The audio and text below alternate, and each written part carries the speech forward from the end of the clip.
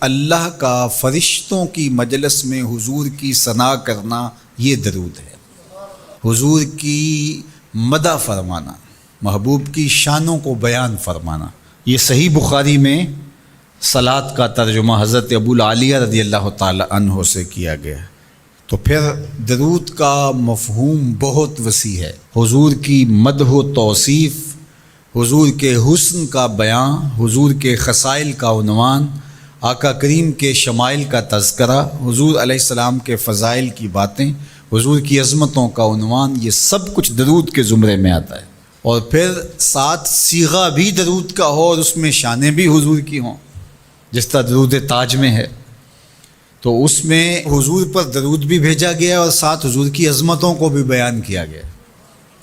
تو یہ ایک خوبصورت گلدستہ بن گیا۔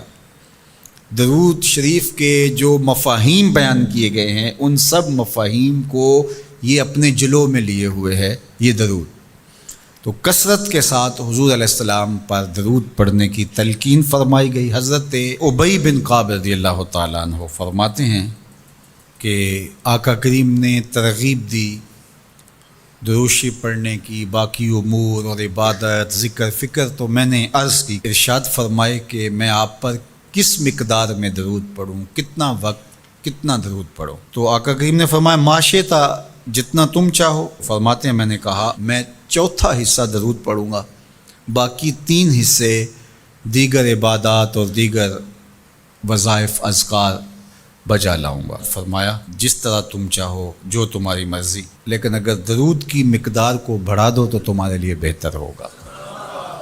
تو میں نے کہا النصف، میں آدھا وقت درود پڑھا کروں گا اور باقی چیزیں باقی آدھے وقت میں کروں گا۔ فرمایا جس طرح تم چاہو، لیکن اگر درود کی مقدار کو بڑھا دو تو تمہارے لیے بہتر ہوگا۔ میں نے کہا کہ حضور میں 2 حصے درود پڑھوں گا اور 1 حصہ باقی وظائف اوراد بجا لاؤں گا۔ فرمایا جیسے تمہارا دل چاہے، لیکن اگر تم درود کی مقدار کو بڑھا دو تو تمہارے لیے بہتر ہوگا۔ فرماتے ہیں میں نے کہا حضور میں پڑھوں گا ہی درود، سارا وقت میں آپ پہ درود ہی پڑھتا رہوں گا۔ فرمایا پھر تمہارے سارے دکھ، تکلیف، اذیتیں، پریشانیاں، اس کے لیے یہ درود کفایت کرے گا اور تمہارے گناہوں کی مغفرت فرما دی جائے گی۔ تمہاری پریشانیاں، تمہاری اذیتیں، تمہارے دکھ، دور موجود میں لفظ بولا جاتا ہے ٹینشن، تمہاری ساری ٹینشن، تمہارے سارے معاملات حیات کی بے ترتیبیاں، پریشانیاں، دکھ، اذیتیں، سب کچھ ختم ہو جائے گا۔ درود سب دردوں کا مداوع ہو جائے گا، سب دکھوں کا علاج ہو جائے گا، سب پریشانیوں کا حل ہوگا، سب مصیبتوں کا مداوع بن جائے گا، اور ساتھ ساتھ تمہارے گناہ بھی بخش دیے جائیں گے۔ تو درود جتنی کثرت کے ساتھ پڑھا جائے، اللہ کی اتنی ہی رحمتیں نازل ہوتی ہیں۔ تو باقی وظیفے، باقی اوراد، وہ بھی فضل و شرف والے ہیں، لیکن حضور نے فرمایا کہ پھر تمہارے لیے درود ہی کافی ہو جائے گا۔ اللہ اکبر۔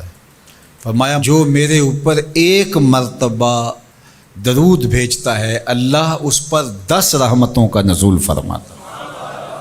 اور ایک حدیث میں آیا جو 1 مرتبہ میرے اوپر درود بھیجتا ہے، اللہ اس کے 10 گناہ معاف کرتا ہے، 10 درجے بلند کرتا ہے اور 10 رحمتوں کا نزول فرماتا ہے۔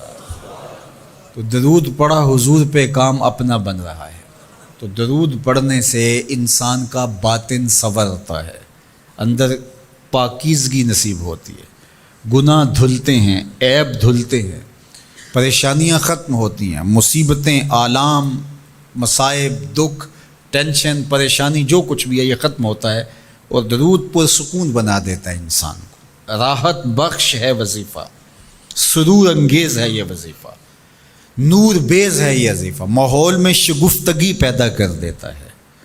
اگر درود شریف پڑھو گے تو تمہاری بہت ساری پریشانیاں ختم ہو جائیں گی، تمہارے دکھوں کا مداوع ہوگا، تم ریلیکس ہو جاؤ گے درود پڑھنے۔ یہ درود شریف کی برکات ہیں۔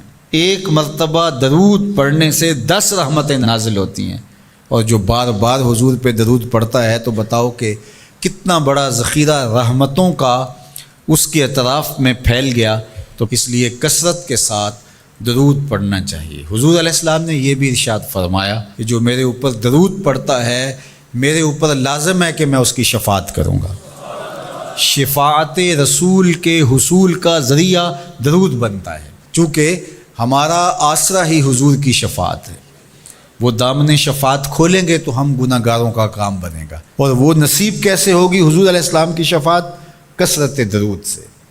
یہ بھی ارشاد فرمایا آقا کریم نے، قیامت کے دن میرے سب سے زیادہ قریب وہ ہوگا جو کثرت کے ساتھ میرے اوپر درود پڑھنے والا ہوگا۔ تو حضور کی قربت کا ذریعہ بھی درود ہے۔ کون سا مومن ہوگا جس کو حضور کے دیدار کا شوق نہیں ہے؟ کثرت درود کی برکت یہ ہے کہ حضور کا دیدار نصیب ہوتا ہے۔ حضور کا دیدار نصیب ہو جائے تو بتاؤ اور کیا چاہیے۔